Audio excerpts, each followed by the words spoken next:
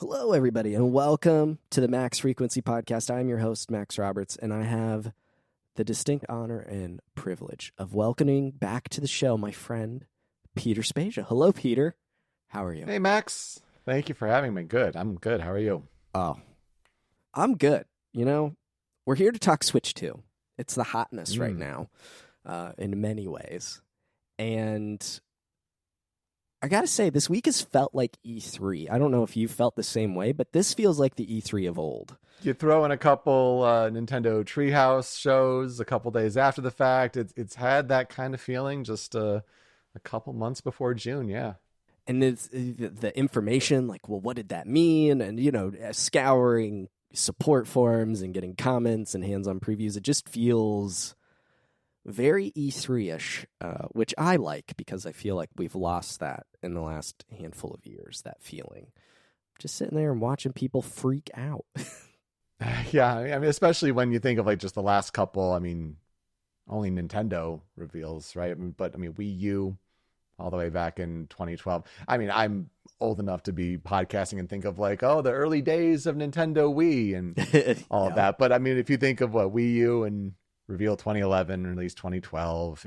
If Switch was October 2016 for that reveal with Karen on the rooftop party, and then comes out March 2017. So like it's been a long time with the Nintendo hype cycle and everything. But here we are, and I'm surprised in a way what technology is allowed Nintendo to do and how they're kind of stepping into that. For better or for worse. Yes, we're going to talk about that. They talk tech in a way I didn't expect them to talk, and the capabilities they seem to have are pretty interesting. But before we dive into the Direct itself, we're gonna use the Direct as like a loose structure, because if we just went beat by beat, we'd be here for 3+ hours. Just gotta go through everything. It's too much. But right before the Direct, you had the great idea, as one of the great leaders of, or at least in my mind, of video game prediction podcasting. You little last minute predictions. You came up with a list, and we both wrote them down so that we could talk about it briefly, which was the release date, the price, what does the mysterious C button do, 3 new games besides Mario Kart from Nintendo, 3 third-party games, will there be Silksong, which it's its own question. You got to. Of course, the Big Boss Kiefer style prediction. I mean, if anyone knows, I was gonna say, if anyone doesn't know what that is, it's a weird thing I used to do on my old video game podcasts. But Detroit sports radio around here every sports season, especially with we're recording here at the start of baseball season, right? But they would kind of look at the upcoming sports season. It's like, all right, give me what they would call bold predictions, and like have people call in and like what's the big a pie in the sky, just throw it out there, like what would be a bold prediction for the upcoming sports season, and then they play a little and a little jingle to come in, and here I am doing podcasts way back in the day, and it's like, well, we've got this whole Kiefer Sutherland Metal Gear Solid 5 thing going on, especially that would, in the later years that I was doing that show, but especially with Brawl, I would think, especially with the for Snake being in Super Smash Brothers Brawl, I think that was probably the real kickoff point of it. But yeah, do a big boss prediction with the little Smash Metal Gear jingle coming in. So it's a weird thing that I'm sure only those who have listened to what I do know what that is. But it's fun to like, what's your big pie in the sky prediction? If you get it right, like all the kudos, you nail it. But more often than not, surely to go wrong. No, but it always feels good when you do get it right. I remember, I think my most recent like nail it prediction was I guessed the Bayonetta release date down like to the day. And that felt good. Yes. Bayonetta 3, after being in development hell for who knows how long, that, just so quiet on that game. I was like, it's coming out on this day. And that felt good. But we both did not get the date of the Switch. We were close. June 6th, you had like a math formula for it. The original Switch came out on the 3rd of March, 3/3. Multiply that by 2, 6/6. I like that. That was logical. It was pretty clever. I think, Friday also made sense for a hardware release, but they decided to mix that one up on us. And I remember for you, you're saying it's like, oh, it's a notable time of the year for you. Oh, yeah. Well, my birthday is June 5th. So I was like, the Friday after my birthday, that'll just be great. No, Nintendo gave me a gift and said, here, have it on your birthday. What a gift indeed. Yeah, that never happens, at least to me. The price. Now, I said $400, and I said $400 because in my big annual predictions that I do on Max Frequency, kind of just for the big three throughout the year, I don't do very well in the self-scoring there, so I really wanted a point. So I said at least $400. But what I wrote at the time was I think it'll be $450. But with you, I also committed to that bid of $400, and you said $450. You nailed it on the head. It is $450 for the Switch 2 by itself, and then $500 if you want the Mario Kart World bundle with a digital download for it. Saves you $30 there. It sure does. I'm a little teased to what's to come there. I think we were all optimistic, and in a normal world, a normal economic situation, just everything getting more expensive. I think we could have hoped for that. It has been interesting to see people kind of recognize after the fact that, like, I mean, granted, sometimes you see things on the internet and you just have yet to do your own follow-up to see if it's actually true. But for people to say that, $250 in 2006 for a Nintendo Wii, what does that translate out to? It's around $450 today. So is it really that, everything's getting more expensive, or our money is just less valuable over time because of how inflation has been and other things? So, and then is that even going to be the final price? We'll see. We'll find out. We will find out. It's the price. I just kind of felt like $450 in like the back of my mind. I'm like, I feel like Nintendo would go for that. And then after seeing the things that they announced technology wise, I do think $450 makes sense for the handheld, the device, the console itself. And we'll talk about all of that as we work our way through the Direct. The C button, this mystery additional button on the Joy-Con, which we'll definitely talk about. I said community. There was kind of the idea or rumor of like a Miiverse type thing coming back. We both kind of clung to that. You called it capture. I called it community. We were both wrong in the sense of what it means, but not far off of it being about connecting people together in some sort of way. So I would say you're definitely closer there. Oh. Community and chat is not too far off. This is true. 3 new games besides Mario Kart. I wrote down 3D Mario, the Zelda HD ports, Luigi's Mansion, some sort of 1-2 Switch Wii Sports equivalent, and Splatoon 4 and WarioWare. You were more succinct. Splatoon 4, 3D Mario, and then that 1-2 Switch with a Mario Paint callback. Wrong. We got it all wrong. Although, in our defense, to then pull back from another rumor that was going around, the idea of a new 3D Donkey Kong game has been around forever from the Mario Odyssey team. Like that's been kicking around forever. And, if we just remember that existed, because that was bang on the money. So, I mean, if you want to swap in 3D Mario for new 3D DK, that's about right. That team did show their hand. Yeah. And then we've got third-party games. I said Resident Evil because I always feel like there's a Resident Evil game at launch on Nintendo. Oh, that was not the case. Persona, I kind of thought there'd be something Persona-related. Maybe they got the big Persona 4 remake. That would have been, an exciting reveal on it, but no dice there. And then Final Fantasy, which did come to pass. You were more on the money here. Elden Ring, which I totally forgot could run on a handheld. No brainer. Yeah, that tarnished edition certainly may or may not be accurate depending on how it performs. I left Monster Hunter Wilds unchecked because I honestly forget if it was in there or not.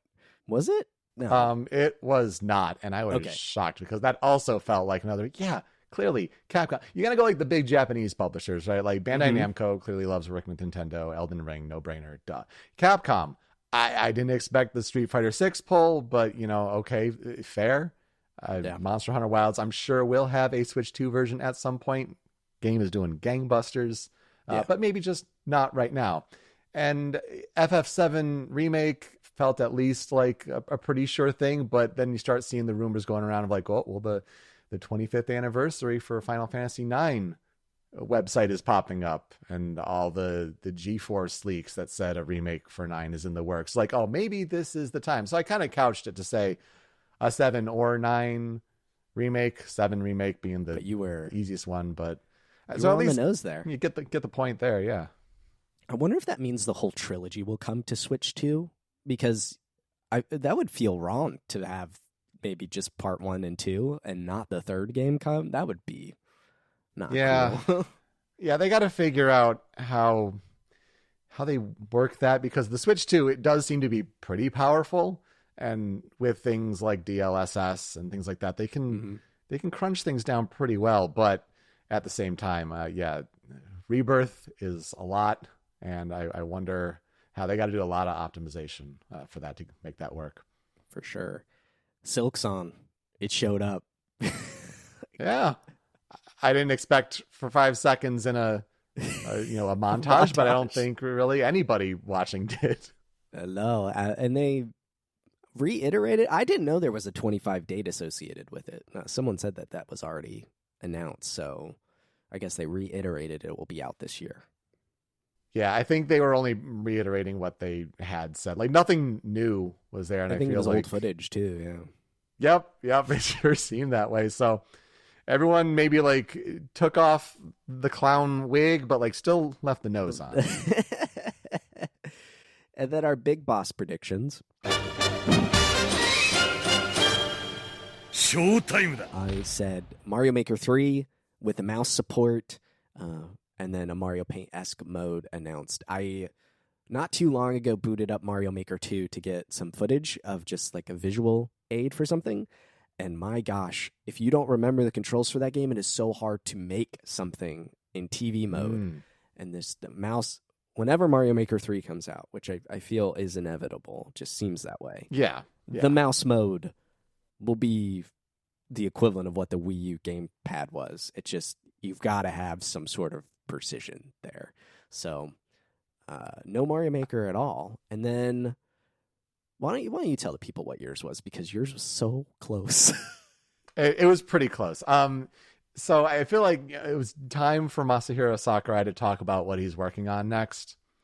And of course it comes from the guy who did Smash Brothers podcasts for a long time, right? So I said Masahiro Sakurai's next project is a remake of Kid Icarus Uprising. I feel like that's a title that Sakurai, did the best he could on 3DS, but there are all those hand crampy limitations of playing that game to its fullest potential, right? So now with a full high-powered machine, he could probably make a lot work. I forgot about Kirby Air Ride, and I'm sure a lot of people who reacted. It's neat to see the people who do remember that game fondly, and so to pop off for that, because when that trailer came in, like, I think anyone who is a Smash fan, Max, you would know, like, this is the Masahiro Sakurai trailer. Like, going from the black to a shadowed, like, it's either going to be like Kirby coming in with I'm not, Subspace Emissary is the one that's coming to mind, but the one that was in Ultimate. Like, I just have Brawl fascination and reaching way back in my years, but to have that kind of thing going, because Kirby's the big superhero in that adventure mode, right? So you first start to wonder about that, but then once the turbo boosters kick in on the clear Warp Star, that was really interesting. I also said in my Big Boss prediction that if anything Smash Brothers related is announced, it's a full Game of the Year deluxe packaging of Ultimate with all the DLC and feature support for Switch 2's features. So that didn't happen. I could still see that as happening, though 4chan is starting to kick up apparently some Smash 6 leaks already, which is just always... Maybe the Grinch will can't return. escape. Maybe the Grinch will return. Where's the Dragoon Prophet?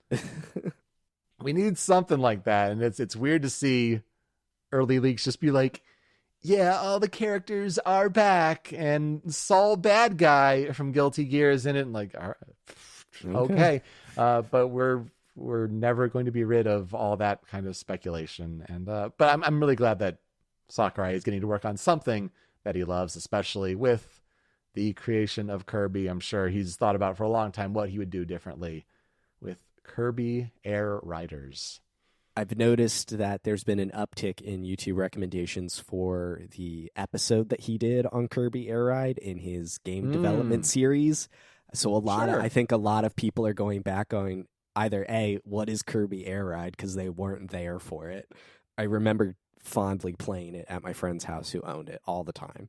It's just, so seeing it come back was just cool from a GameCube perspective. There's a lot of GameCube love going around right now, which is great.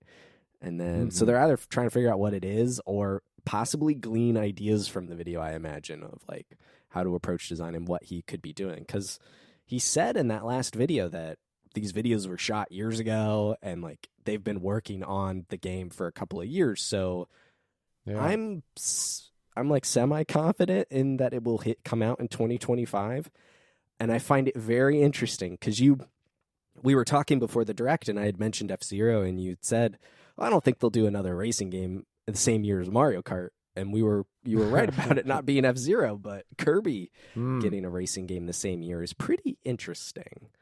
That was surprising. Yeah. But yeah, I think for those that love it and just love Sakurai's games in general, he always has just really smart game design. So definitely willing to give it a shot when it comes out. Yeah, same. I'm pumped. All right, let's get into it. And like I said toward the top, we're going to use the Direct as a loose flow. I kind of tried to structure it out in a logical way to discuss. And so if there are any complaints, please file them with me. But I want to start with the hardware itself, the Switch 2. Earlier this year, I think it was in February, they showed that little teaser that was a 2-minute and 2-second or something teaser, however it was, showing off just a flyby of it. But now we kind of know the meat and potatoes of it. And they talked tech specs to a degree, and then we've learned some things since. So the Switch 2 is, of course, another Switch. It's got a 7.9-inch LCD screen, 1080p, that is 120 hertz, VRR support with HDR. Now, that's crazy. People don't have that in their TVs. Yeah, right. Exactly. No, not everyone. That's for sure. I think it's surprising to see Nintendo lean into this kind of technology, and it's refreshing. But then as it was starting to have all these features come up, it's just like, that $450 price is looking more right. I think helping getting the chipset from NVIDIA is a big help.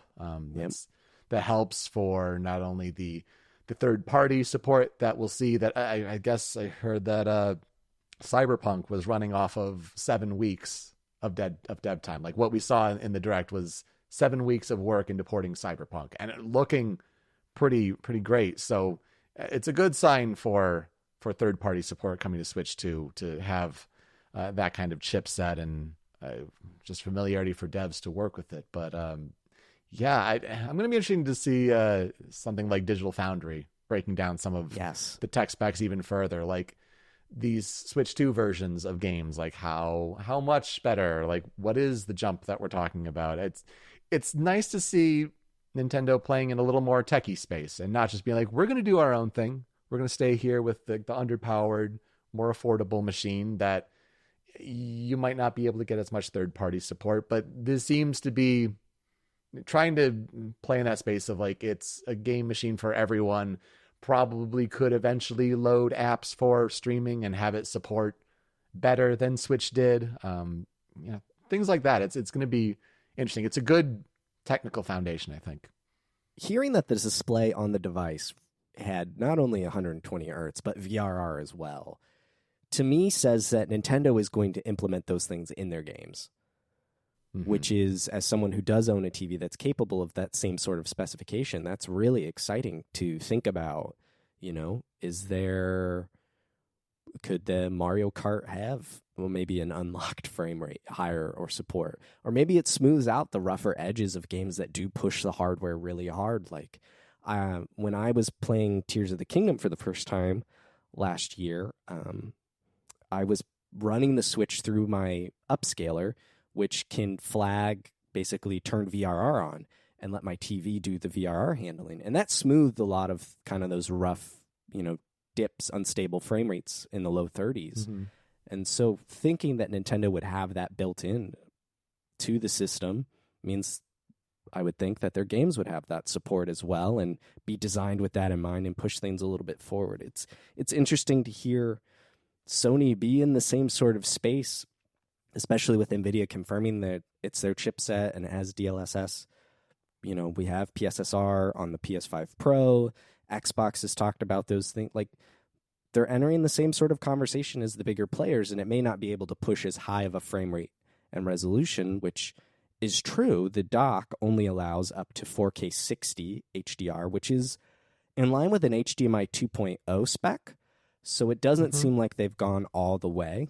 That would allow for a full 120 support, but it can do 4K 60 or 1440p 120 is at least the HDMI 2.0 spec where that could go. So it's kind of interesting for them to be in the same conversation. I was all prepared for just supports 4K 60. I hadn't even considered HDR really. It's a beefy little tablet, and it's shocking that it's the same thickness. It's just wider. So I'm impressed from a technical perspective, and I'm excited for Digital Foundry to get their hands on it for sure. Oh, yeah, absolutely. I think to have them start to play in the same kind of console equivalent space as something like, again, don't come at me with like, well, the teraflops difference. They're getting a lot of the same kind of games and performance as something like a PS4 Pro, right? Mm-hmm.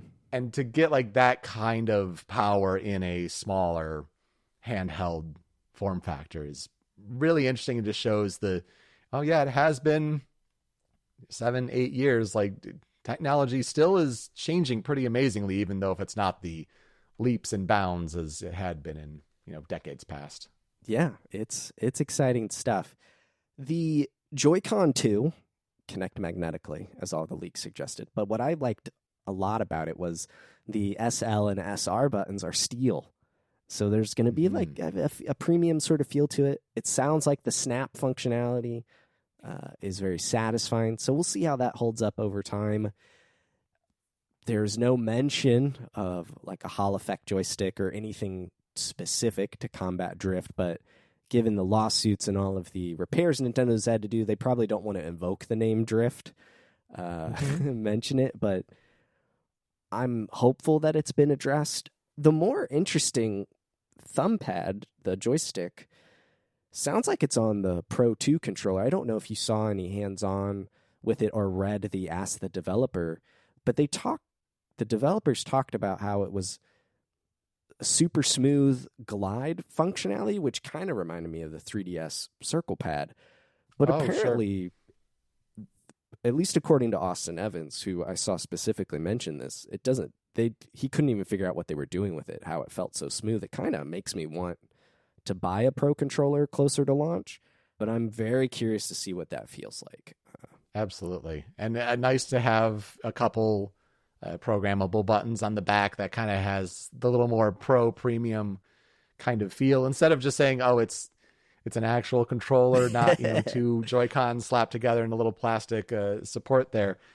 But to see, like the PlayStation and Xbox Pro controllers or Pro controller equivalents have like those kind of back programmable buttons, and Nintendo play in that space as well, is, again, it's a nice, pleasant surprise.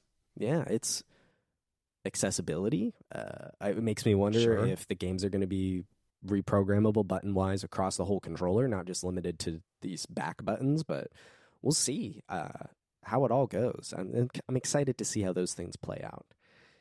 The C button, which is, of course, on these controllers, it stands for Game Chat, or chat. I guess the C is chat, but they call it Game Chat. Mm-hmm. And I want to start this off with an amusing anecdote I heard from our friend Logan. Logan's stepson was watched the direct, after he came home from school or whatever, and he's never been in a game party chat. He's only done it in Fortnite, which is through Fortnite in the game, not on the system level. And so he thought that Nintendo invented like party chat. He doesn't know about Xbox 360 party or on PlayStation, you can just hop in a party and play with your friends. He thought that they had basically invented Discord on the console, which I found made me feel old, but be very interesting from the perspective of the kids, right? The people that arguably are most targeted for this type of feature. Nintendo is offering voice party chat on the Switch too. And not only that, but you can share your screen with your friends as well and watch and play with each other. That you could all play different games. You could all be playing the same game together.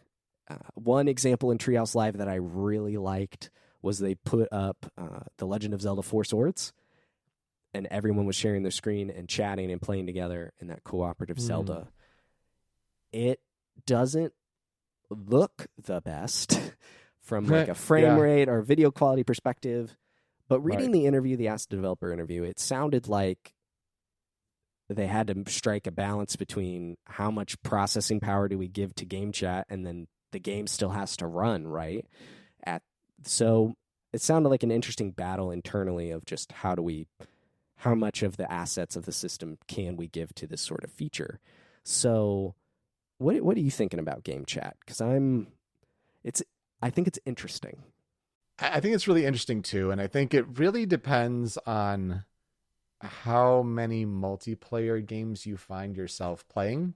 I think you're right, the kids these days, the Fortnite crowd, it's going to do gangbusters for those who play Fortnite with their friends. Like that's going to be wild because Nintendo is also implementing all of the if you buy the camera that now comes with don't call it the Kinect, but let's call it kind of what it is, with the technology then to zoom in on your face and kind of green screen it out and then use that video data however the game updates and programs it in. It's really interesting to see how first party Nintendo games are like starting to try to implement that, right? But if Fortnite does a kind of update to integrate that well, that could be really interesting. I also saw that as well, especially when the live stream of the Direct was having troubles with video audio sync, and then it froze up. And is that a YouTube problem?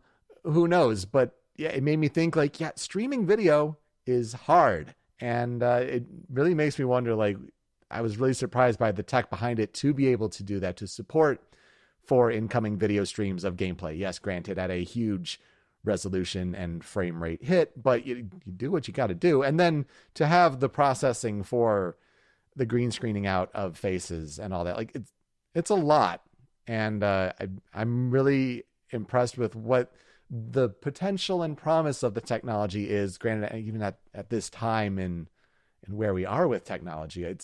You talk about that 20 years ago, that would not have been possible. Nintendo, we didn't even have really much internal storage space and didn't even work with apps in a traditional way that we think of today. So technology's come a long, long way in what seems like mystical and amazing and impossible. But yeah, all done in a Nintendo way that's very family friendly and controlled. And we've got parental controls on it and everything. I think really cool. For me, as someone who is older and, definitely in the more senior compared to most game players, not finding myself playing many multiplayer games, I don't know if I'd be using this all that often, but the feature is there for those who are consuming Twitch content and really all about connecting with their friends in that way. And, I'm sure Nintendo learned lessons coming out of a pandemic. How nice would it be to play with friends who are great distances away or cannot be in the same space? And how do we take that original Nintendo 64 multiplayer idea and kind of adapt it for a new modern time?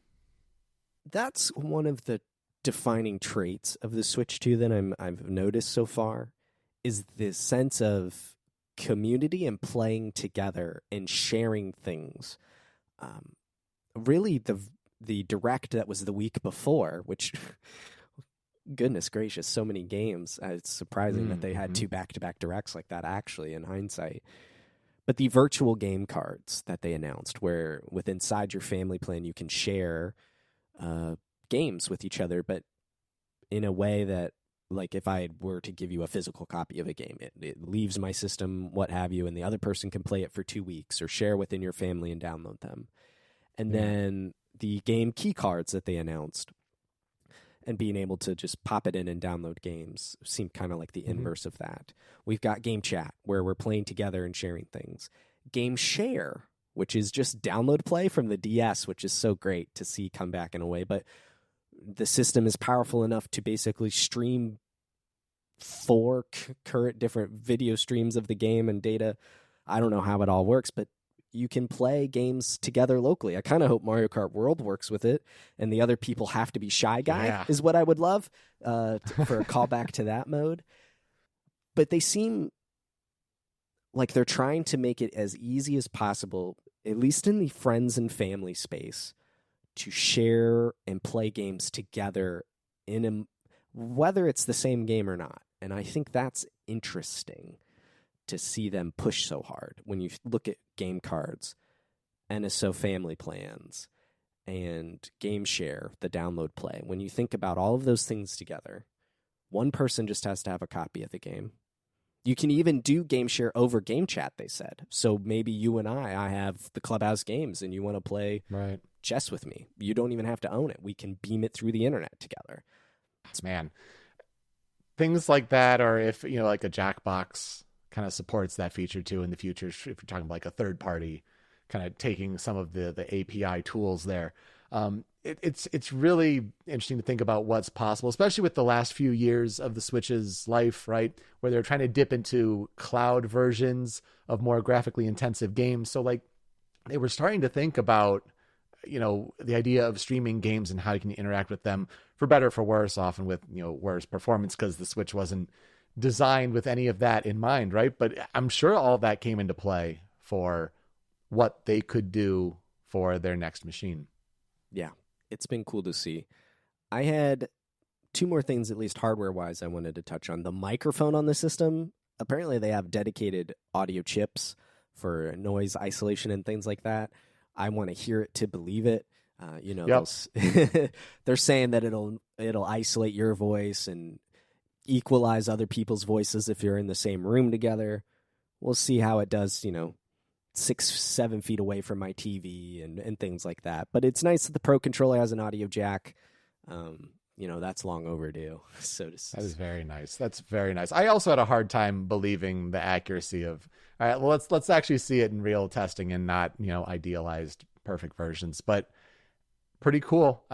Seeing, I should have just looked at the Switch further, like when they did the kind of flyby to see like, oh, that is a microphone. And what could that mean? Why would a microphone be there on the Switch? Interesting to think about.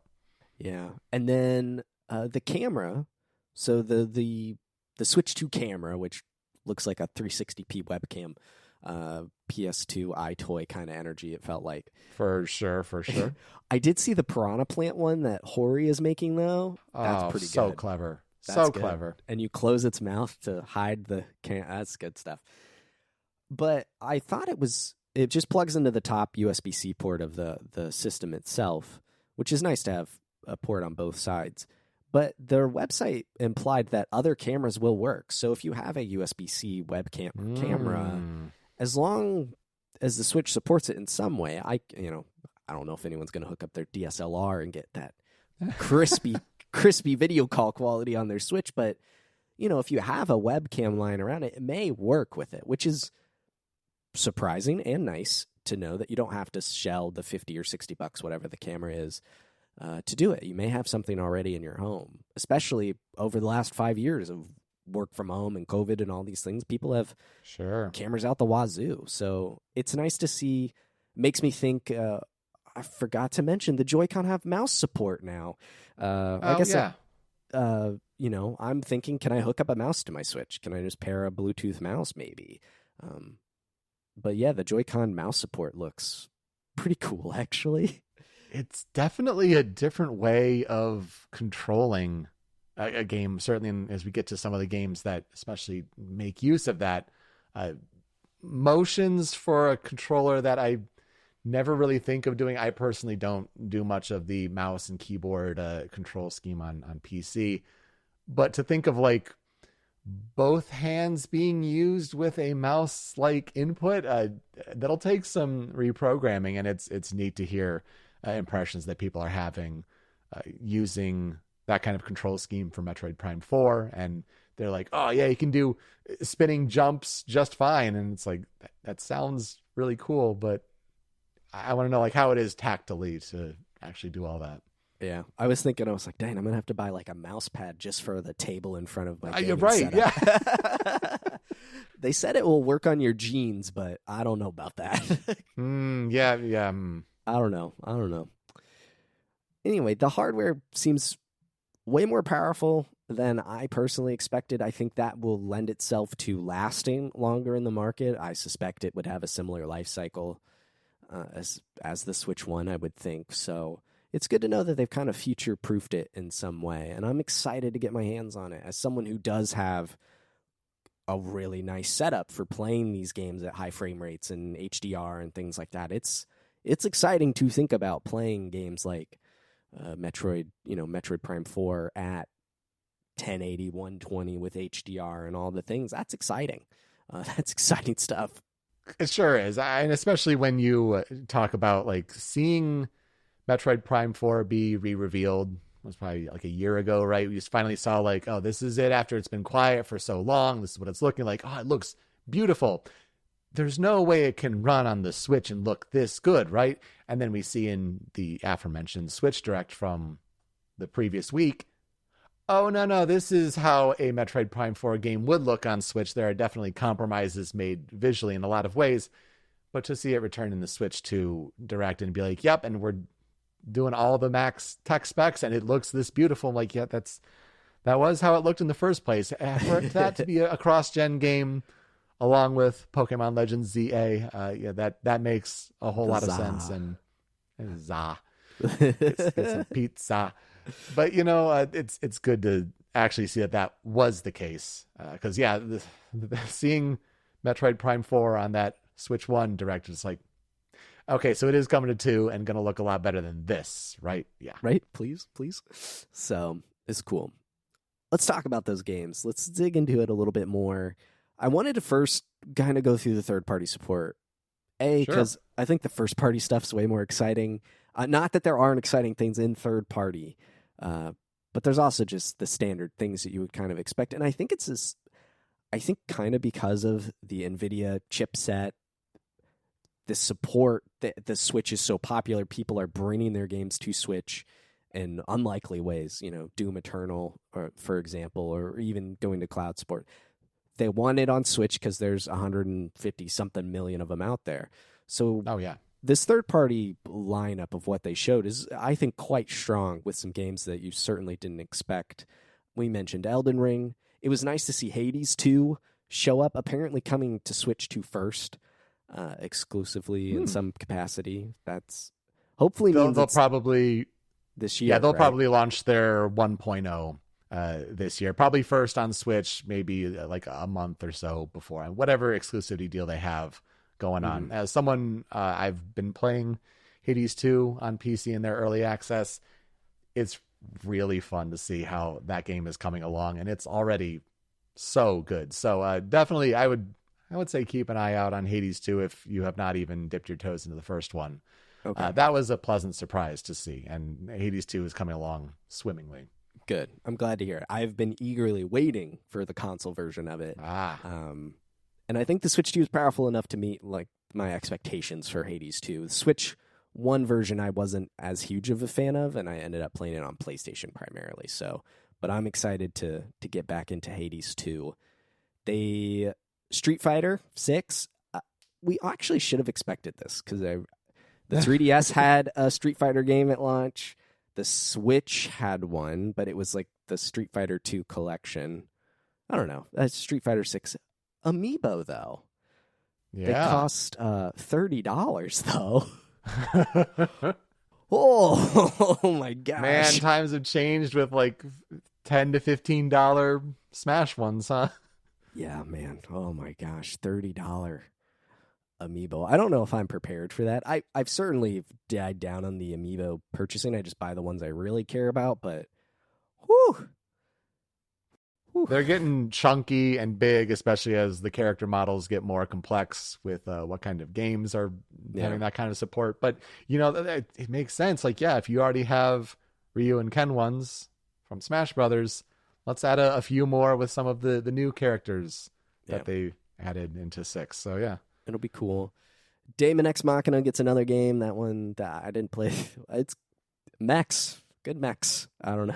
Yeah, that trailer popped up, and I was like, okay, well, it's not Xenoblade Chronicles X, and I totally forgot that Daemon X Machina was a thing. But, that makes sense. Okay. Yeah. We've got Split Fiction, which seems to be an early game of the year contender based off everything. Yeah. I'm Abby. Everyone's talking about it, which then makes everyone talk about It Takes Two. And so now she's interested in playing that game finally. Sure. So maybe, we'll see how that goes. Split Fiction makes sense on Switch, especially since it comes with 2 controllers. It kind of is the system made for the couch co-op kind of game. Absolutely. EA Sports, the typical, and the 2K had sports as well. I think wrestling and basketball. So the sports games are coming.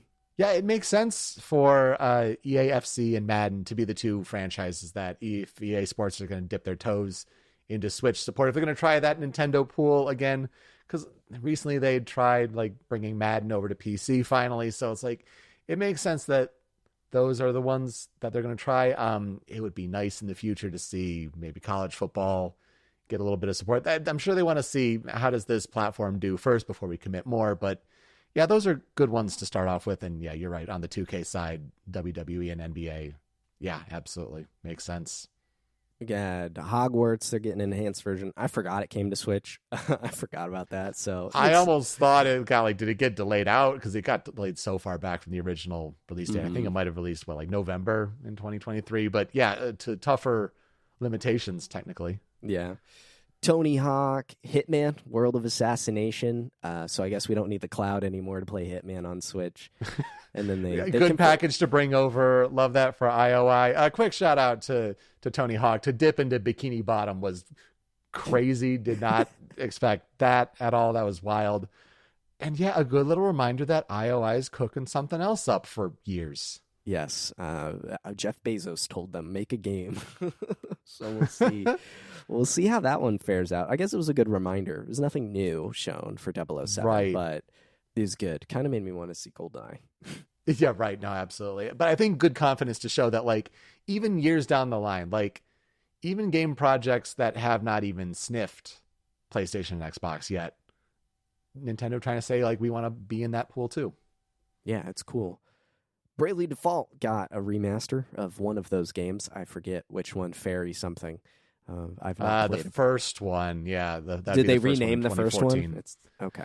So Bravely Default Flying Fairy was the Japanese title of it. And then America was probably like, oh God, we don't want to title anything Fairy. So we'll just call it Bravely Default. But then Bravely Second is the other one. Okay. So it is, there are just 2 of them. Okay. I thought I missed one somewhere in there. Okay, cool. Yakuza 0. I had a lot of Yakuza friends pop off. Great game. And so interesting too to see the things that they're adding. More cutscenes, a whole other side game. It's not just, straight up the game from 2017. They're trying to get people in on it for a bigger multiplayer kind of mode. And Yakuza 0, great entry point into that franchise. That studio is cranking them. Yeah. Yeah, they sure are. And then another Hyrule Warriors game, this time based off Tears of the Kingdom. I'm curious to see how that one will run with the more powerful hardware and so many enemies on screen and things like that. It'll be exciting. I did not play Age of Calamity or the original one on Wii U/3DS, so I might pass on this one too. I really enjoyed those games, and seeing that announced, I'm like, this is the biggest no-brainer. could have done the easiest prediction for it. Like, well, of course, because it did so well for Koei Tecmo. And so once they're like, oh, here's for one of our partners, and it's Koei Tecmo, and it's like Warriors, and then they show like the Tears of the Kingdom wall piece, and it's like, oh, of course, like makes too much sense. I enjoyed playing those games a lot. You're right. With a more powerful system, that's going to help performance a lot, because Age of Calamity was a little tougher, but they're really fun. I recommend. Okay. I actually have Age of Calamity. I got it on a price error from GameStop digitally a couple years ago. So it's just been sitting on my Switch. Well, use the specs of Switch 2, play it back compat. I should have a great time. Okay. I'll give it a shot. I'll see how that goes. Then there was more first-party stuff in the middle there, but I just want to keep going through the third-party really quick. And they saved kind of the bigger pop-offs for that second half. I'm not going to hit all of this, but they led with Deltarune chapters 1 through 4 launching with Switch. So that was big. Mm-hmm. Big old Deltarune vibes. And then everyone's favorite developer, leader, Randy Pitchford, with his shift codes and USB drives. Borderlands 4 is coming to Switch. That makes sense. Civ 7, a logical game, especially with mouse support now. That's exciting. Then the stream froze, and I missed everything from here. I think it didn't come back until the montage. So they talked about... Yeah, it was like the end of FF7 that it came back, Yeah. So there was a survival game called Survival Kids from...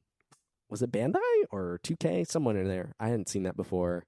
Starseeker Astronauts. Enter the Gungeon 2 in a 3D art style. That was pretty big. Did you play Enter the Gungeon?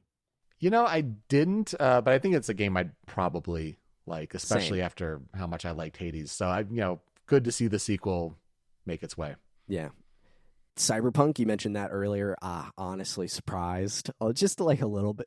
That game just had such a rough launch, and I know it's way different now, and it's a good, stable game, especially on the modern hardware.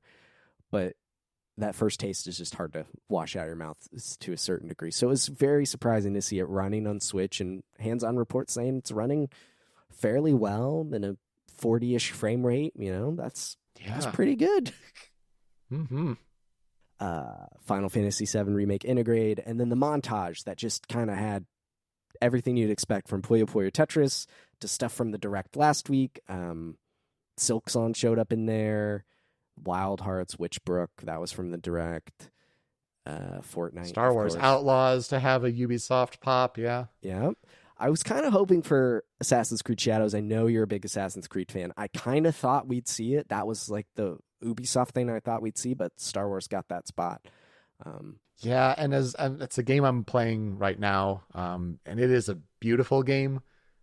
I was kind of thinking the same thing. It's like, would it be too bold for that? I think maybe at some point they'll say like it's coming with some sort of support, but like I think that game's pushing the software pretty hard. Actually, the hardware pushing it pretty hard on PlayStation and Xbox. So again, it's just going to be interesting to see like what's the trade-off, like how close can we get with Switch 2 and some of these newer games. It makes me wonder how the Series S version, like, so you pare down from that, I imagine, is kind of that's as low as it gets. So yeah, I remember an interview with Phil Spencer. They were talking about these PC handhelds, and obviously there's the big rumors of Xbox making their own, and I think Asus is having their own Xbox branded thing come out later this year. But Phil was like, yeah, Series S has really prepared us for this. And it's like, yep, you were planning that. Sure has. Yep. So it's actually turned out to be a big benefit for them as this whole handheld PC space, which was, I think, honestly spurred by the success of the Nintendo Switch. I don't think Valve would have made the Steam Deck without the success of the Switch. So it's cool to see that. And so we'll see how that goes. Completely agree. The last big third-party game. I think people were losing their minds. For Kunitsugami, Path of the Goddess, right? Yes. Capcom. No, the From Software logo came up, and everyone lost their mind. And then Big Ben shows up, and it's like, are we in... Is this Bloodborne 2? The Dusk Bloods, a seemingly, at least for now, exclusive Nintendo Switch 2 From Software game, which alone is a sentence I would not think possible to be uttered. It seems like it is multiplayer, like PvPvE kind of game. Yeah. But dang, they got a From Software game. I got a Miyazaki From Software game. Like that's it's pretty impressive. It's wild to see, and then you see with like the stories of Sony trying to crack down on patches and ports of people trying to make Bloodborne, 60 frames per second and all that. Like, all right, they've got something's got to be cooking, because this might as well just be a Bloodborne spiritual successor. I mean, they could have just called it Blood Souls or something. Yeah, they sure could have. But the Dust Bloods is cool. It shows how serious Nintendo is trying to be in the space, and that's kind of nice to see. Yeah, I'm curious if it's published by Nintendo. I couldn't glean that information anywhere. Oh, yeah, I don't know. So we'll see how that goes. Because I could imagine, a year or two down the line, it being ported to other consoles and, being playable. So we'll see how exclusive it truly is, but good for them for getting that. It kind of, it feels the same way that Bayonetta 2 being a Wii U exclusive kind of felt. It was like, oh my gosh. Yes. Yep. Nintendo with Bayonetta? What? And that was before she was in Smash, obviously. Was it? It was before, yeah. It was before she was in Smash. Yeah. Mm-hmm. Now we're going to get to the good stuff. The creme de la creme. The first party stuff. Mario Kart World looks so good, Peter. It looks crazy good. Oh my I gosh. spent hours recently playing 8 Deluxe. My wife and I really enjoy playing Mario Kart 8 still. So we're definitely hankering for a new Mario Kart game, despite all the DLC tracks and all, right?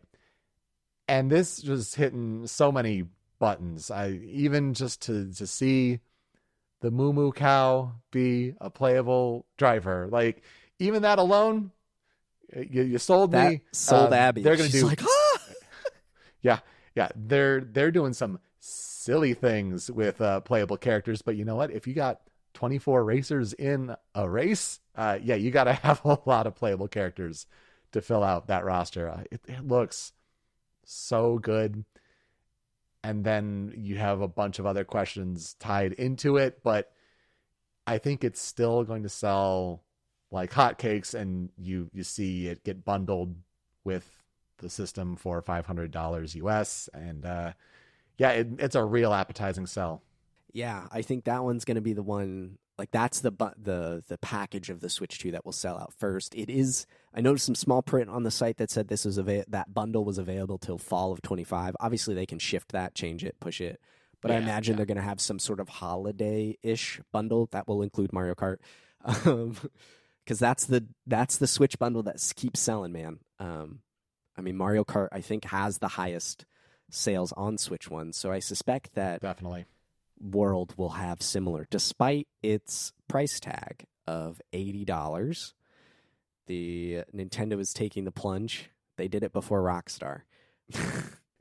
Yeah. How interesting, right? So I know a lot of people again are having big consternation with that, and I agree. Like it's tough to be the first, especially when the jump to 70 was only so recent. Again, people will point out that like the $50 price point in 2006, that's what the money is equal to now. Yep. Games have been really cheap for a long time. And especially if tougher economic times are ahead, they've got to make sure that they can make their money back. So for certain titles, like, if they want to charge a premium, like a next big Zelda game, like Mario Kart here, okay, because we see then later down the line, we reference the Donkey Kong game, like at 70. So like they're still going to try to explore the range however they can.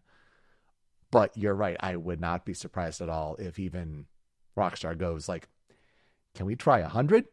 Because even Mario Kart like if they're doing 90 for a physical copy. Well, that was interesting. I don't know if it's 90. I think that's been pulled from European and then people converting it because it's an equivalent to $90 in Europe. But all of the listings that I've seen in stateside have been $80. So I'm curious. Again, this is one of the problems that they've been struggling with since the announcement, which is the price, and that's kind of where I want to end on for everything. But it's unclear. There's talk of digital games being cheaper than the physical ones, which people have called for, I think, for a long time. It's like, this doesn't make any sense. Why not make it a little bit cheaper? It certainly entices more customers to buy digitally, where you, as the platform holder, and especially if it's a first-party game, you're reaping 100% of that back instead of splitting it with retailers or other store owners. So I think that's an interesting push and pull there, but I haven't seen anything that says $90 physical in the States. That's fair. If it is, that's harder, especially as someone who has a big physical collection and will be opting to buy just the Switch 2 and buy Mario Kart physically. I know what I'm paying for there. It's to have a box and a cartridge and be able to, not have to depend on servers and things and the like. But I kept kind of thinking back to not only Mario Kart 8 and Mario Kart 8 Deluxe, which is not only a game I bought twice, $50 and then $60. So for $110, and then I did not buy the DLC for Deluxe because I have the NSO expansion thing, but I would have bought that DLC. So let's say that was another, I think, $30. Even if I had paid $140 for Mario Kart 8 Deluxe, I've gotten so much back from that game. Countless hours and parties with friends. And so I think, well, all right, if the Switch 2 is going to be around, let's say 8 years, let's just be the same as Switch 1. And this is the Mario Kart I'm going to be playing regularly for the next 8 years. That's $10 a year. That's more than, to me, personally, that's more than worth the price of admission, especially day one at launch. That's a full life cycle for that game. So it's interesting. I'm more curious how they're going to price differentiate going forward, like with Donkey Kong. Tears of the Kingdom was a $70 game. They dipped their toes in that way. That's hundreds of hours of content right there. I do think GTA 6 should be $100. There probably will be a $100 version of it, and that game will. That game will make its money back. Oh my gosh! So it's interesting. Mario Kart World itself, just briefly, the concept of it: 24 racers on track, interconnected, open-ish world track races. So Grand Prix, not only are you racing on 4 tracks in a Grand Prix, but you're also racing between the tracks. So it's all interconnected. The world looks pretty immense. There's a free roam mode. There's this knockout tour where you have to be at a certain threshold, almost like qualifying in Formula One, where you have to qualify at a certain time to keep going forward. I watch those Treehouse streams, and I don't know if it's because I'm hungry for a new Mario Kart or that E3 excitement, but anytime they were playing Knockout Tour, they actually wrapped up Treehouse Live with a Knockout Tour, and everyone was the cow. And it was so exciting and fun, and everyone in that room was pumped up and cheering each other on or crying out, when things got too chaotic. I'm pumped. And again, it all comes out on my birthday, so that's like just a little cherry on top. But like that weekend, birthday weekend, Mario Kart weekend, it's going to be a blast, man. Oh, yeah. Absolutely. I'm very, very excited. Yeah, it's going to be great. Now let's bring it down. Welcome tour. What are they thinking? What are they thinking? I don't know. Well, this is what I think is happening. If anyone's read Disrupting the Game by Reggie Fils-Aimé, they will know that he went to bat hard to make Wii Sports a pack-in game with the Nintendo Wii. And what I found out by reading that book is the U.S., like North America, was the only place where it was a pack-in game. Europe may have been a part of that. I don't know either way about Europe. I do know Wii Sports was a paid game in Japan. And kind of what I think is Nintendo just thinks we made this game, we put work in, we will charge for it. It seems to be based off a yen conversion. It sounds like it's a $5, maybe a $10 game. I'm thinking $5 is logically. Yeah, I would think that you can't. I would hope charge much more than that. Yeah, well, especially if like it's really with the intent of being like a welcome tour, get to learn your new machine. Like the biggest no brainer to have it included, like an Astro's Playroom. Like it makes too much sense. But this is going to be interesting to see where Nintendo, kind of navigates going forward. Is like they got to make their money back. But like, how is that interplay? Just like if you're charging more for Mario Kart World,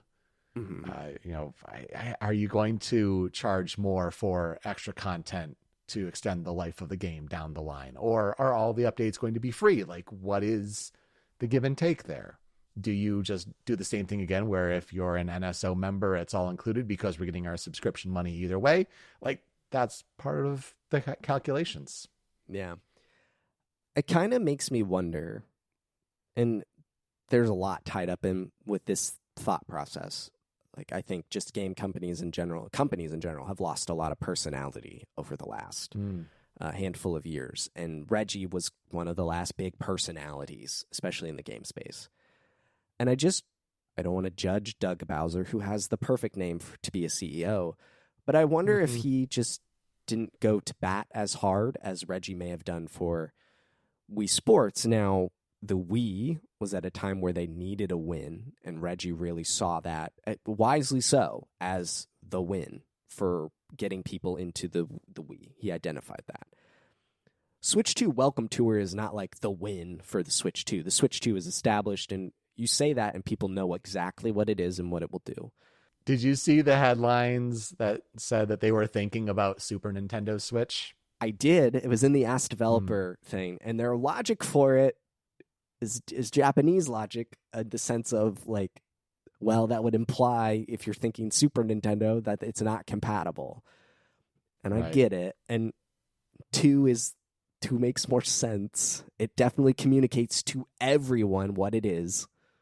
Yeah. But man, Super Switch would have been just so good. I know. One can dream. But you're right. I mean, Switch 2 is not needing the win right now with a free pack-in game, but it's still tough. Yeah, it's a little bit. So this is just like a top-down, interactive, highly detailed, if you watch the bit on Treehouse Live, basically blow up of the Switch 2, and you get to learn, to the nuts and bolts of what it does and can do, and then explore different things through mini games and demos and things like that. I read that there's a guess the frame rate. Which I want to subject my family to. I want to see if they can tell the difference between frame rates like that. They have Super Mario Bros.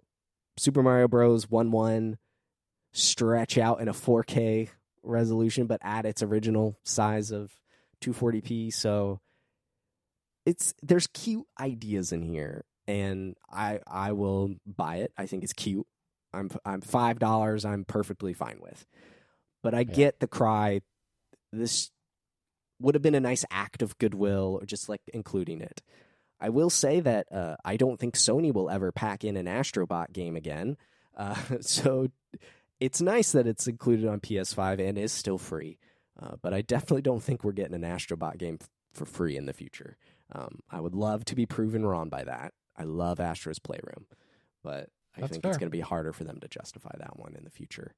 Let's talk about Switch 2 Enhanced Editions. This is Nintendo's version of cross-gen upgrades, like Sony did with Death Stranding or Ghost of Tsushima. Those are the two prominent ones that come to mind, where you can pay, I think The Last of Us even had it, or no, not The Last of Us. What was it? God of War or something. I don't know.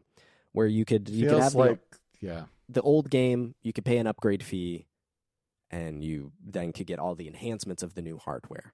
And Nintendo is doing a similar approach with a handful of games and varying approach as far as content and features. For example, the two big 3D Zelda games, Breath of the Wild and Tears of the Kingdom, are getting 1440p 60, it seems, support based off the original footage, and oh my gosh, it looks so good, and just enhanced textures in HDR. But then you could get a game like a Mario Party Jamboree or Kirby and the Forgotten Land, which are getting DLC as well as performance updates, patches, new frame rates, and things like that. So it's a spectrum here. And the big, most notable title of the bunch is Metroid Prime 4 Beyond, which will have 4K 60 HDR and then 1080p 120 HDR as kind of the two modes, performance modes, and then new textures and resolutions and frame rates and things like that. So how are you feeling about this approach? I think you're right. It is kind of a casting the net wide and seeing what sticks.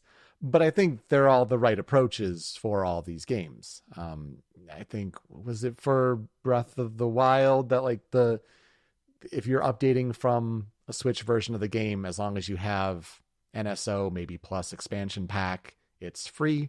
It's like, that's nice. But yeah, something like Mario Party Jamboree, where you're adding a bunch of modes and it's interacting with the Joy-Con 2s, and you have the camera support to put your facial reactions into the game. Like, there's a lot of thought going there. So yeah, buy an update card, code, whatever you want to convert there. Or yeah, for Kirby and the Forgotten Land, yeah, just the whole extra side story. It seems to be the right approaches for each of these games. Pokemon Legends ZA, just another like, oh, it's better textures and frame rates and things like that. Performance. It all makes sense. And I want they'll watch and see what does the best and what they can implement going forward. But I think you're right. Like it would be a case by case basis that is going to be the most effective. Yeah. I'm curious about a few things. So both Zelda games are included with NSO expansion pack members, which is nice, especially as someone who is still mid Tears of the Kingdom. Like, that'll be really fun to just get that inherent boost to everything. It looked really good on their stream.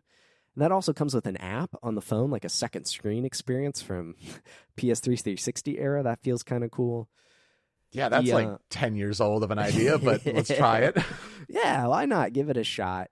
So I'm curious about it. This is not to say, though, that the Switch 2 does not enhance Switch 1 games by itself natively. Some games are getting free patches and updates, most notably, I think, Link's Awakening and Echoes of Wisdom. Please give us a stable 60. That's all I want. Yep. Beautiful. Super Mario Odyssey was on that list. I'm curious if that's like a frame rate and resolution update. I don't know. Mario Odyssey at 120 maybe? Can someone dream? I don't know. We'll see. So it's going to be Digital Foundry is going to be busy in June, is all I'm going to say. Oh, yeah. They're going to be busy people. Let's talk about Drag and Drive. This is like the most Nintendo of Nintendo things from the Direct. What if Rocket League were basketball? Rocket League for basketball with mouse controls, but two mice at once, and everyone's in a wheelchair. The concept of like the controls and movement, I see how they got there. They're like, how can we use two Joy-Con and mouse mode? Tank controls to a degree. Well, how does that translate? Oh, basketball. Oh, Rocket League. Blast ball. Anyone from Federation Force, a deep cut there. Oh, yeah.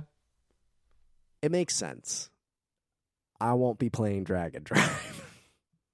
I probably won't either, but it's something I'd give like a shot. If they do like a free weekend or something like that, I'd give it a shot. But yeah, it's a harder sell, but I can see the appeal. Again, it's what I'm saying. Like, to do the two mouse control thing seems at first unintuitive, but I'm sure they've designed it in a way where it makes sense and is fun. Yeah, I do not doubt their ability to make it feel good to play. They're usually pretty spot on about game feel. It just conceptually and like the type of game it is. If I was going to play that, I would stick with Rocket League. Then the moment we have all been waiting for, GameCube on NSO. Finally.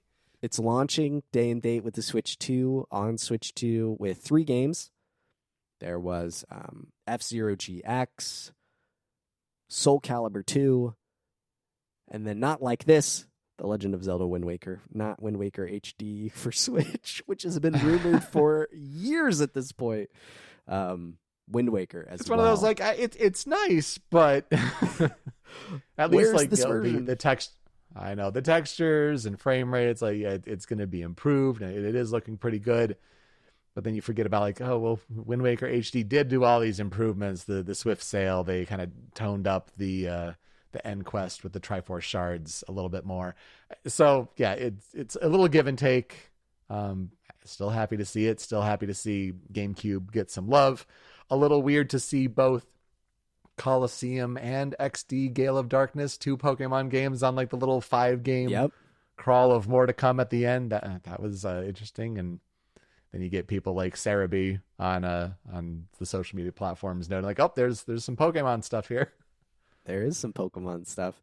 I saw that and my brain went, I hope this helps the secondhand market come down because GameCube is booming right now. Though a lot of the games they showed are some of the most expensive games on the platform, so I'm happy that these are more accessible to people now. Should they actually be interested in playing them in a legal manner, that's just exciting to see that. And more importantly, since 2001, Nintendo has been making new GameCube controllers. Let the reign of the best controller ever continue.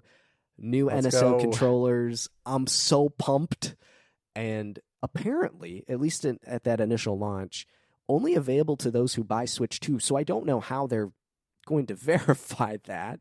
I don't know. But I like that they're trying to fight the scalper mentality and attacks, but I cannot wait to buy. I've fought a lot of these third-party GameCube controllers in the Switch era. I'm like, I just want the real thing, wireless for Switch, and my waiting has paid off. No, and I think however they do make it work, because they're doing the same kind of thing with pre-orders for the system as well. Like you get to put in an interest for which kind of SKU you want, and then they send you a download link that works within 72 hours or something like that. Like there's your spot in line if you want to pre-order. Great.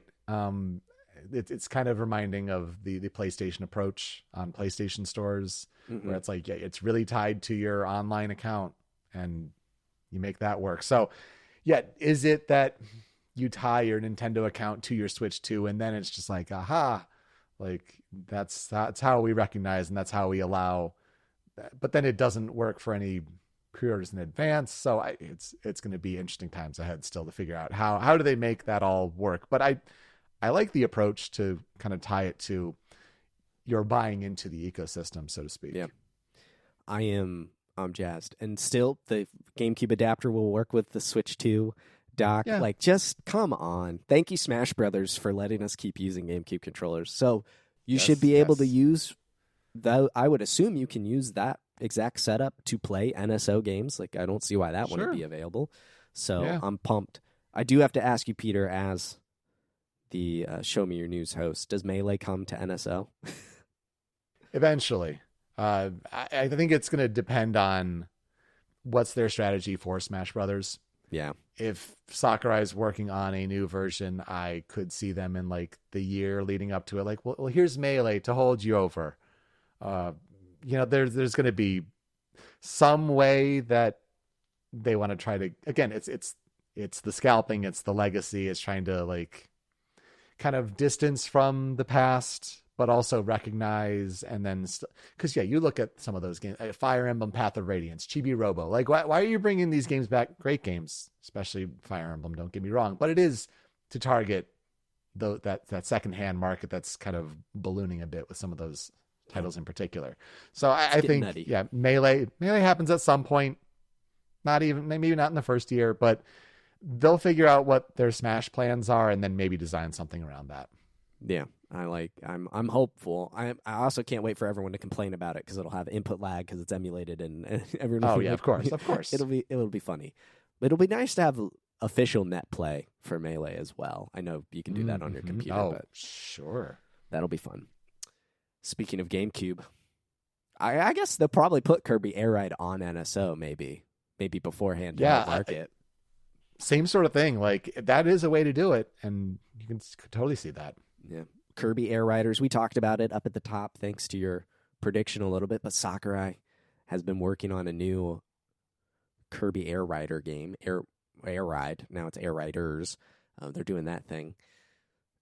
They just showed off a CG cutscene, so no gameplay, but a date of 25. And like I said, I'm confident in that. I think it'll happen, but Smash has been delayed a time or two, so I could also see it being delayed. I don't know. Mm-hmm. The GameCube people are feasting right now. They're living right now for sure. Yeah, it's a good time to be a GameCube kid. Yes, we're all super old now. And then they closed it out. I think everyone thought 3D Mario. It's been 8 years. We need a new Odyssey you start game. looking at those. You look at those first shots, and it's just like, oh yeah, like this is the Odyssey team at the very least. Like these are what these environments look like. Yep. They bring the ape back, and this was. It's so logical, right? The Super Mario Brothers movie redesigns Donkey Kong back to the old style. Mario Kart World, everyone's freaking out over Donkey Kong's new look in that game from the teaser a couple months ago. And I thought, and then also when the movie came out, there was a new Mario game, there was a Peach game. Like, each character was seemingly getting some sort of major tie-in-ish thing. Not directly tied in, but, all promote together. And Donkey Kong was just mysteriously absent. And it's because they've been working on making Super Mario Odyssey 2, but just with Donkey Kong. Yeah. And, so Donkey Kong Bonanza. What a title. So good. So good. Is Grant Kirkhope doing the music? It sounded question. Like a little... It sounded, at the very least, inspired by it, right? There's a lot of... They do the eyes on things. Like, it's clearly pulling from that Rare legacy without being Rare. I'm very curious to see how that plays out. But it is a 3D action platform adventure where you get to punch, crush, smack, dig through the entire world. And what an interesting looking game. I watched all the Treehouse Live stuff. It is impressive to see the real-time destruction. There's a 3D map on the pause menu that updates as you destroy the world. It looks super cool. And I think the most exciting bit, besides the fact that Donkey Kong's back, it's out a month after launch. Like, this is a boom, boom. We're just getting hit with the goods right up front. And it's what they have to do, right? So it makes sense that, if they do that, like, it makes me wonder if, like, is Metroid Prime 4, like, another month or two after that? Like, is that in October? And then Pokemon's the November game? Like, it makes you wonder, like, what's the cadence there? But yeah, for again, we should have remembered all the rumors that everyone was saying Mario Odyssey team's working on a Donkey Kong game. Like, there was no shortage of that. We should have remembered that one. But yeah, good to see that it is ready so soon. And they were just kind of waiting for the right time, and this is it. Absolutely right with the Donkey Kong redesign. Makes you think if Smash is coming back, they'll have at least a skin, or he'll be the main redesign there too. It seems what they're doing going forward. And yeah, first kind of 3D Donkey Kong game like this since 64. That's big time. It should be really interesting. I'm surprised at how kinetic the movement seems. There's a lot of... seems to be moves you can chain together. You can roll. You can spin on a top of a piece of rubble that deteriorates over time. It seems to be quite kinetic, even though you're punching and digging through. And I liked that they weren't afraid to show wonky camera. Like, the camera will just move into the thing because you're punching and digging through. It reminded me of Tears of the Kingdom with the ascend mechanic. Like, you just go through things. It's interesting. I'm slightly concerned how easy it will be to just, like, go around an intended puzzle, like just punch your way through the wall. I'm wondering where the limitation is there to keep you, like, it's fun to punch through stuff, I think, for so long. So I don't know. I'm curious to see how the full experience is. Yeah. Is there any intended sequence breaking or anything like that? Yeah, that's a good point. Speedrunners will have fun with this game. I think. This game will be... like they do with Mario Odyssey has a bunch of speedrun fun. So that would only check out and make sense. Yeah. It is $70, like you mentioned earlier. I like that. I like it. It's Interesting, appealing. cheaper price. The game just looks stunning, visually speaking. Nintendo doing anything at 4K with HDR, this is more than I could have hoped for. I remember when the Wii U, obviously their first HD console, it's like, oh, this is so pretty, and to just keep going. Their art direction combined with the power, I'm pumped. Absolutely, man. It's gonna be a good time. I can't wait to play it, man. It looks so good. It looks so very pretty. And he's got pants now. It's yeah. Ooh. All right. Before we go, we have to talk about the price of everything. We've talked about it here and there with games being $70, $80. The console itself, $450 or $500 for the bundle here in the States. The accessories seemed priced, I think, fairly. Joy-Con are $90. The Pro Controller's $80, and then things trickle down from there. Camera 60, or is it 50? Something like that. Yeah, they seem about right. Yeah, especially, I don't know, Joy-Con for $90, especially if drift is fixed. I mean, that's 2 controllers. It's $45 a controller, especially when you look at $80 DualSenses or Xbox controllers. So I think things are priced pretty fairly around here. They were talking up the fan in the dock. That was, I feel like, targeted to me because my launch Switch is having big fan problems. I had to buy like an external fan to make it work. So to see the fan get a shot out in the dock, which I think is like $110 if you wanted to get another one on the side, that was a shout out. Felt like to me. And the fan, they talked about how they put the mic on the opposite side of the unit from where the fan would be. I was like, that's 4 inches there makes a difference, I suppose. I'm curious how loud that will get. I'm curious. Yeah. We'll see. But it's cool. It's good that they're thinking of some form of active cooling. I could see them maybe going, what does the PS5 have inside? Liquid cooling, where on the chip it's like a liquid metal. Sure. But I guess a handheld, I don't know. Well, it's interesting to see how they tackle that going in the future, and how undoubtedly third parties will offer, we'll attach this fan in the USB slot and it'll help cool the Switch, even more. I'm sure that will be a thing. Pretty consistently throughout the Treehouse live stream, undoubtedly aided by bots and software like that. The entire stream was just, especially the first day, was just plagued with drop the price. And I think we've talked about how we at least think $450 is a fair price-ish for those. And the game's differing prices, it's harder to swallow there on certain fronts. But how are you feeling overall about it? I guess is kind of, I think people complaining about drop the price are just, honestly, it feels like a sense of entitlement kind of coming from the internet here. I saw comments calling for flagrant piracy, just stealing games from them. Like, I saw one that said, I hope the Switch 2 is just plagued with piracy, as if, I don't know, it just feels like a strange and rude sense of entitlement. Like, I should be able to afford your things, and I have a right to play Mario Kart for $60 or something, especially when you do factor in things like inflation and just the longevity of the system and things like that. But while I can't say I was surprised, I was very disappointed with, I think, just the overall negative response. But where are you at?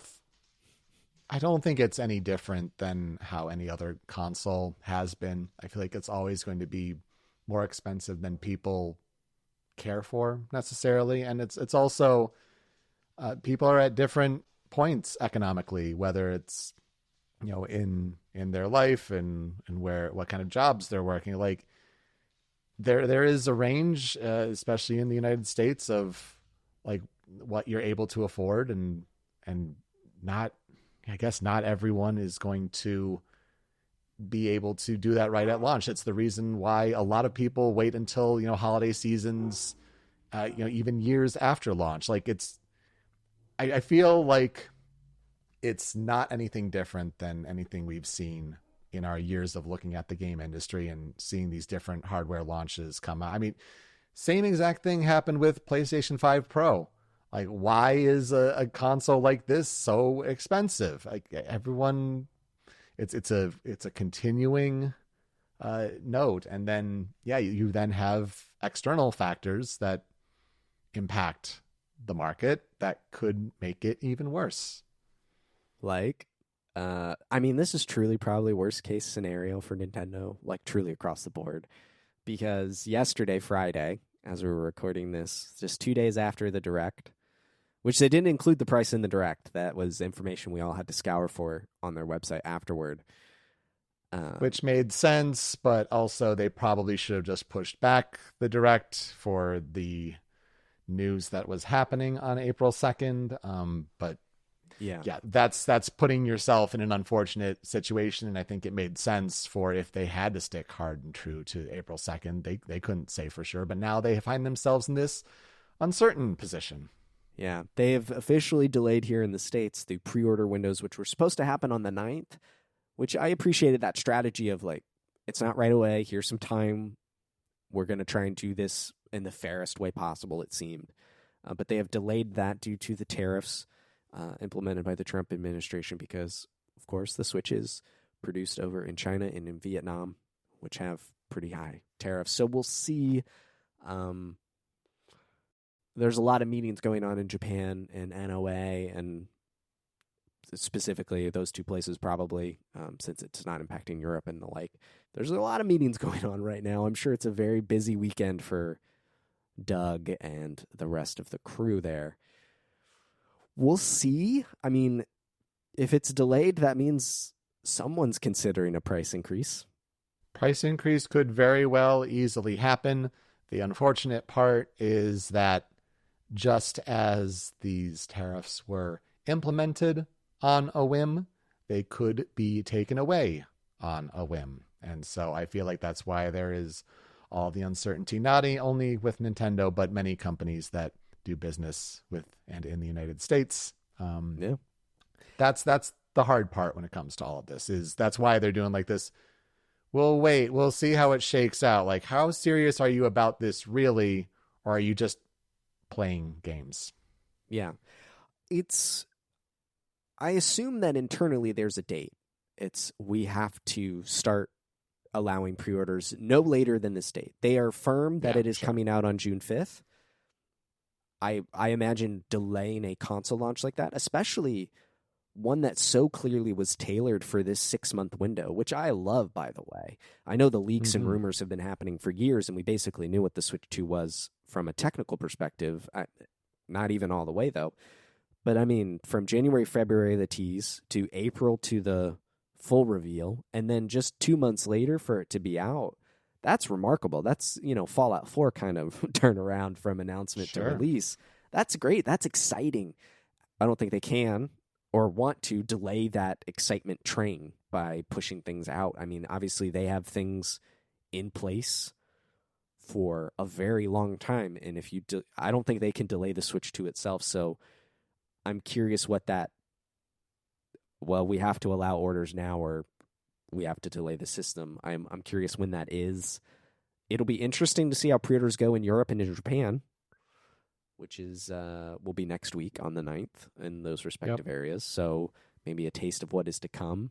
Maybe it's a blessing in disguise. Maybe they get their act together, and I mean that in just a technical perspective on their own site, which Nintendo will be selling it. Maybe they work out the kinks and bugs for the demand there.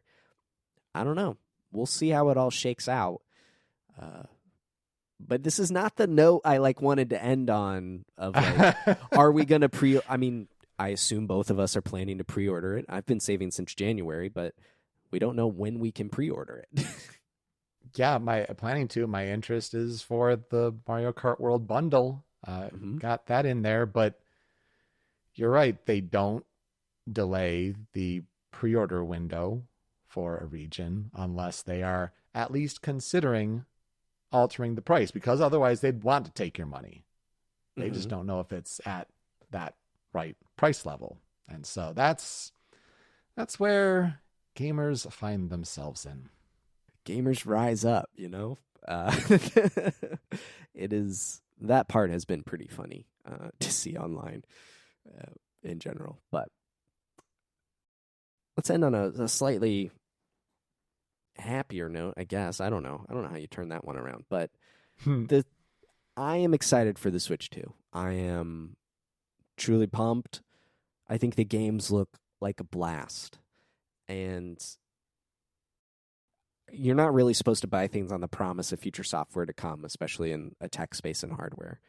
But Nintendo has been kind of batting 1,000, maybe not a full 1,000, but the Switch was really strong. And the idea of just having these types of games in the future, there will be a Smash, obviously, even if it's just Ultimate. Ultimate again. Smash will be there. There will be a new 3D Mario at some point. There will be a new Zelda. There will be Pikmin, maybe. Animal Crossing, obviously, will be coming to the Switch within. I wouldn't be surprised if it's next year. They probably want Animal Crossing closer to the front than the back. Yeah, those things are exciting to me, and I'm ready to have them in my house, and I'm pumped for it, man. I seriously can't get enough of Mario Kart World footage. Me too. Switch did not disappoint at all. I think it was a very slim part of the population that thought that Nintendo Switch was a disappointment. Mm-hmm.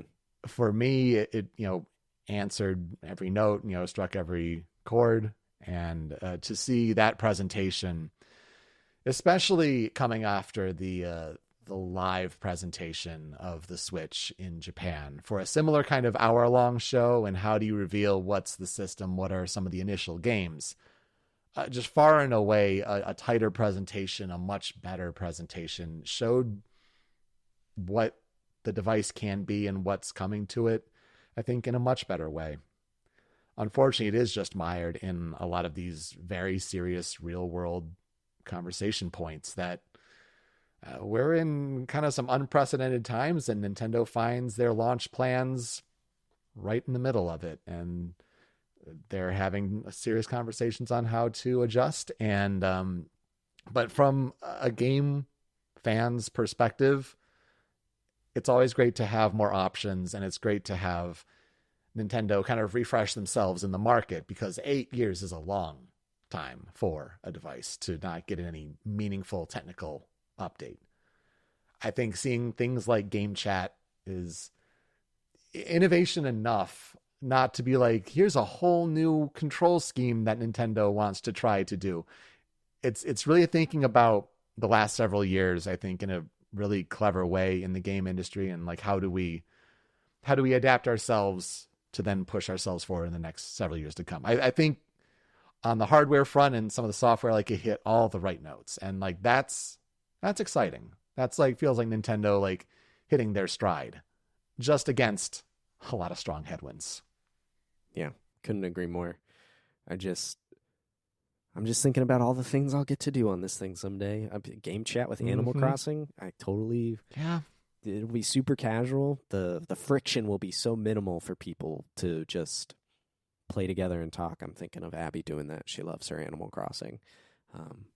It's going to be a lot of fun, I think. And I think it's also important to remember that this is just for a time, right? The Switch 2 will be way longer and have a legacy that is defined by things that happen in the future. This will be a part of its story, but the Switch 2 is not going to be defined by a sloppy price reveal launch structure or tariffs. Like, those things won't define it. It will be the games and how much it sells, I suppose. The Switch is on path to become the best-selling console of all time, which I didn't think anyone could dethrone the PS2, but here we are. Yeah. I'm curious if they'll clump up Switch numbers together in their annual to be like the Switch family of devices, like DS. I think that's what they have to do already. Yeah, yeah, absolutely. The Switch family. So I'm looking forward to it. June 5th and the rest of the launch. It's going to be an exciting time. Thank you all so much for listening to the show. If you would like to see links to anything that we talked about, you can check out the show notes in your podcast player or head over to maxfrequency.net/MFP-45. You can find myself at maxfrequency.net online or on the YouTube channels, Max Frequency, Max Roberts Essays, those types of things. Peter had a show, Original Sound Chat, one of my favorite podcasts, breaking down all the music. Think of all the music that's coming out, Peter. on these games. I'm Mario Kart so World's excited. Gonna be... I think of it regularly. Yes. But yes, original sound chat is still out on podcast services. If you like video game music and the history behind the games that we talk about, and it's really a show that I love doing. But there's all of that there. I'm on social media at Pete Speak Easy, so you can find me there. I've been pretty quiet for a long time, and it's been something I really have needed to do. But if you need to reach out, there's how to do it. There you go. Go listen to Original Sound Chat. Very good stuff. I love that show so much. And I think the last time Peter was on the show, we did the Brawl 15-year anniversary special, which is probably like the podcast I'm most proud of ever like producing so far. So please go listen to that as well, because there's a lot to love about Super Smash Brothers and Brawl and the history around that game. So thank you all so much for listening, and until next time, adios.